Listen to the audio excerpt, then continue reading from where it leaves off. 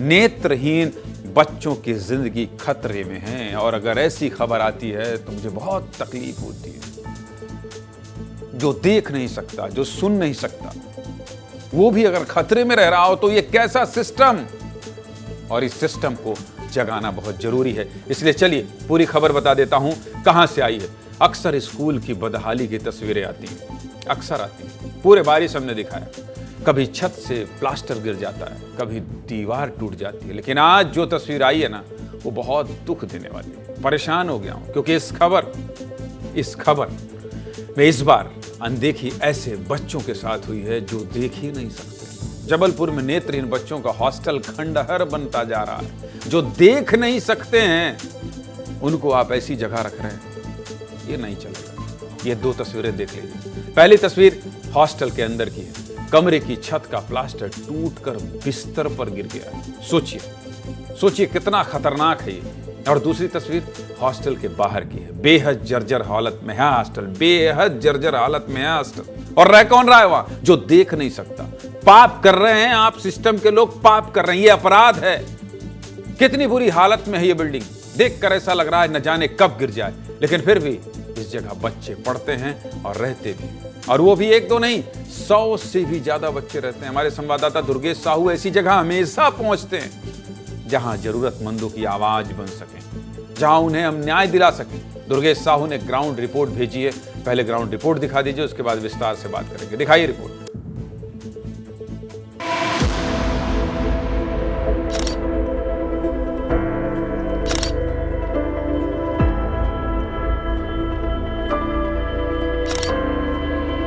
कुछ ही दिन पहले इस बिल्डिंग के एक कमरे का छज्जा गिर गया था। पूरी बिल्डिंग पूरी तरीके से जर्जर हो गई है और इस बिल्डिंग में 100 से ज़्यादा ब्लाइंड बच्चे रहते हैं। शासन से भी इस बारे में हमने बात की, पत्र भी लिखे, लेकिन अभी तक शासन को ध्यान ही नहीं दे रहा। इसके पहले भी बहुत सी घटनाएं आई हैं और इसके मतलब कि शासन प्रशासन को इस चीज़ से मतलब कि कोई फर्क तो नहीं पड़ा है।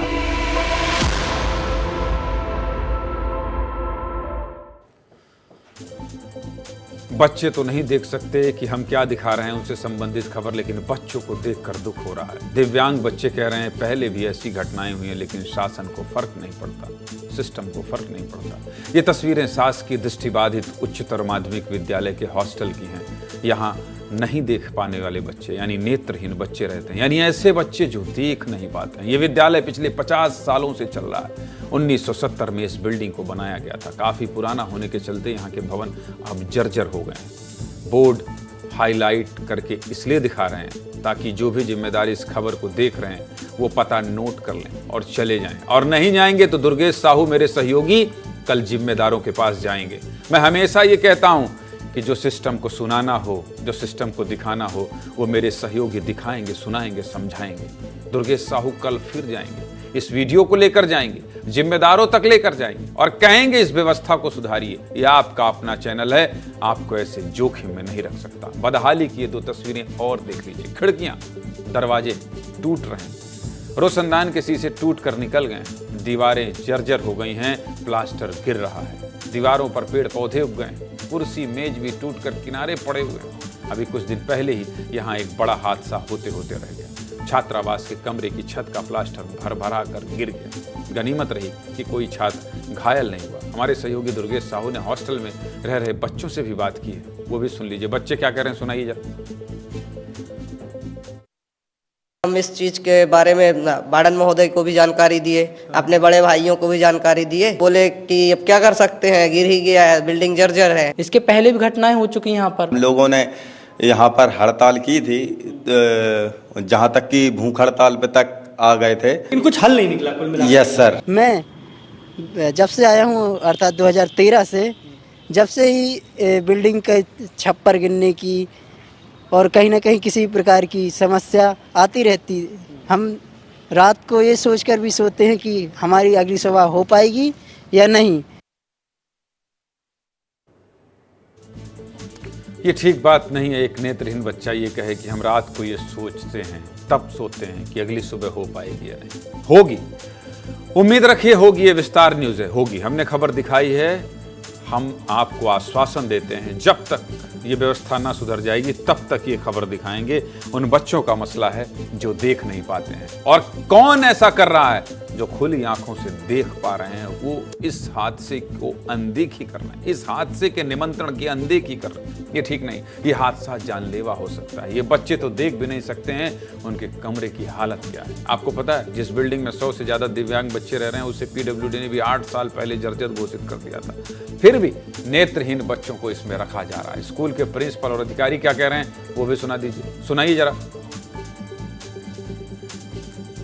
बिल्डिंग निश्चित रूप से बहुत पुरानी है, इसको तो कोई वो नहीं कर सकता इग्नोर, है ना।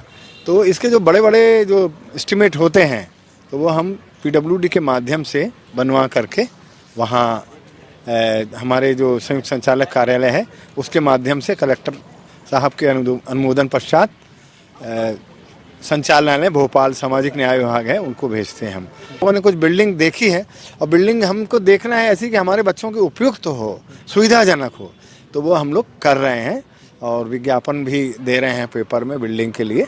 इमीडिएट उसमें रिपेयरिंग के लिए 10 लाख रुपए सैंक्शन कराने के लिए भोपाल प्रस्ताव भेजा गया है, जिसमें उसका पूरा रिपेयरिंग का कार्य कराया जाएगा। और उसी समय उसी के बीच हम लोग बच्चों को वहाँ से शिफ्ट करने के लिए भी दूसरा भवन देख रहे हैं। और जो इसमें मेजर कार्रवाई हो रही है वो ये है कि इन दोनों स्कूल्स को डिसमेंटल करके नया स्कूल बनाने के लिए प्रस्ताव पीआईओ जो है वो पुटअप कर रहा है और उसको भोपाल भेजा जाएगा, जिसके उसको सैंक्शन करा के दोनों की नई बिल्डिंग्स बनाई जाएंगी। अच्छा बयान दिया है आप दोनों ने, प्रचार महोदय आप भी और ईडीएम महोदय आपने भी। लेकिन क्या होगा उन बच्चों का जो इस तरह से टपकती छत और गिरते हुए छज्जे के नीचे सो रहे हैं, उनका क्या होगा? ऐसे हादसों का इंतजार मत करिए। गनीमत है कि इस हादसे में कोई नुकसान नहीं हुआ। जल्दी करिए भाई, ये फाइलों के साइन के चक्कर में 100 से ज्यादा बच्चों की जिंदगियों को रिस्क में मत डालिए। इससे पहले कि कोई बड़ी घटना घट जाए, बच्चों की जान का सवाल है, भविष्य का सवाल है। इसलिए निवेदन कर रहा हूं हाथ जोड़कर जिम्मेदारों से कि बच्चों के लिए बढ़िया इंतजाम कर दीजिए। उस बिल्डिंग में नहीं तो कहीं दूसरे बिल्डिंग में इंतजाम करवा दीजिए। और हाँ, कल कलेक्टर साहब से भी बात करवाएंगे। इसके अलावा जो विधायक होंगे इलाके के, उनसे भी बात कराएंगे। ये बच्चे तो आपकी लापरवाही नहीं देख सकते हैं ना, लेकिन जो देख रहा है वो हमारी अपील सुन ले और इन बच्चों को अच्छी जगह शिफ्ट कर दे। ये हमारी विनती भी है, आग्रह भी। और हाँ, न्यूज़ चैनल होने के नाते ये भी बता रहे हैं आपको कि इस खबर को दिखाते रहेंगे जब तक बच्चों को सुरक्षित छत मुहैया ना करा दे।